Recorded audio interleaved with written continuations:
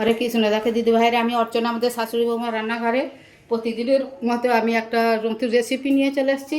এ দেখো বেগুনটা আমি কিভাবে কেটেছি, দই বেগুন করে তোমাদেরকে দেখাবো। এ দেখো বেগুনটা আমি পোকা আছে নাকি চাকচেলা করে দেখে নিয়েছি, আর ভেতরে নুন হলুদ সব মাখিয়ে দিয়েছি।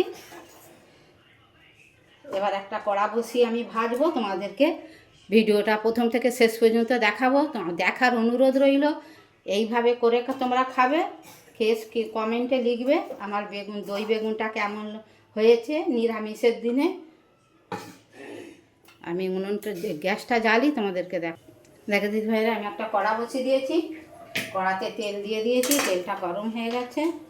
দেখো বেগুনগুলো আমি এবার গোটা গোটা তুলে দেবো। দেখো দিদি ভাইরা, এই বেগুনটা আমাদের গাছে, এই জন্য সাদা বেগুন।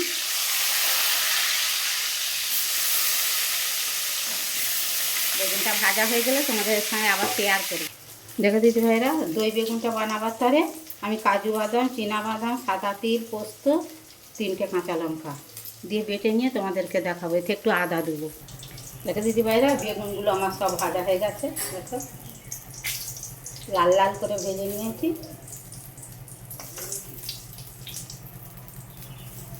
যেই তেলটা আছে ওতেই আমি দই বেগুনটা করব। ফোড়নে দেখো কালো জিরে, আর যেই মশলাটা আমি বেটে রেখে বাটা তোমাদেরকে দেখালাম এইটা দিয়ে দেবো।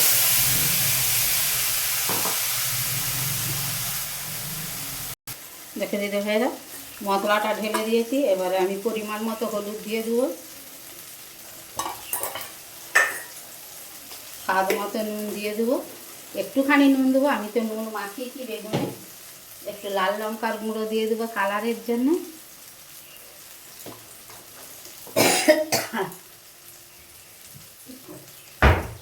একটু ঝাল লঙ্কা দেবো, আমি কাঁচা লঙ্কা বেটে দিয়েছি, তবু হালকা করে দেবো। দিয়ে মশলাটা ভেজে তোমাদেরকে দেখাবো। মশলাটা ভালো করে ভাজার জন্য অল্প একটুখানি জল দেবো। মশলাটা যত ভাজা হবে তত ভালো লাগবে খেতে। দেখো দিদি ভাইরা, আমুলের টক দই আছে, এই টক দইটা দিয়েই করব।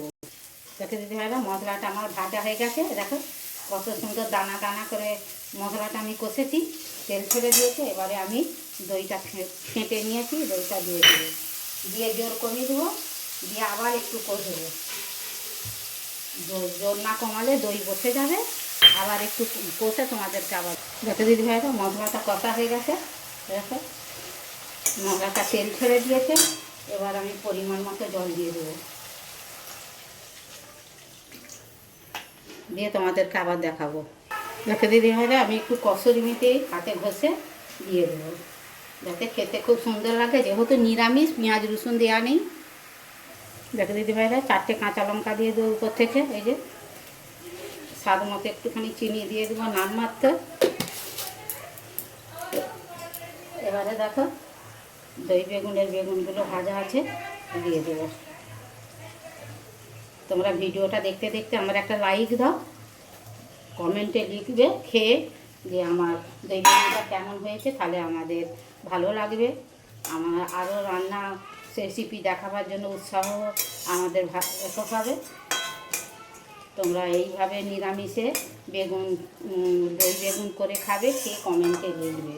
তোমরা কে কোথা দিয়ে ভিডিওটা দেখছো আমাদের কমেন্টে জানাবে, তাহলে আমাদের ধন্যবাদ জানাতে সুবিধে হবে। একটু ফুটে যাক, তোমাদেরকে দেখাবো।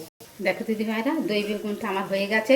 এবার আমি নামিয়ে নেবো, নিয়ে তোমাদেরকে আবার শেয়ার করবো।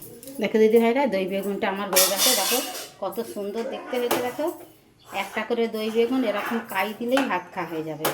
দই বেগুনটা আমি পুরোটা প্রথম থেকে শেষ পর্যন্ত দেখেছি। তোমাদের যদি ভালো লাগে এইভাবে করে খাবে, সকলের সঙ্গে শেয়ার করবে, আমাদের চ্যানেলটা সাবস্ক্রাইব করে নেবে, লাইক কমেন্ট শেয়ার করবে, কমেন্টে লিখবে কে কোথা দিয়ে আমাদের ভিডিওটা দেখছো, তাহলে ধন্যবাদ জানাতে সুবিধা হবে। শ্রাবণ মাসে মহাদেবের কৃপায় তোমরা যে যেখানে আছো ভালো থাকো, সুস্থ থাকো।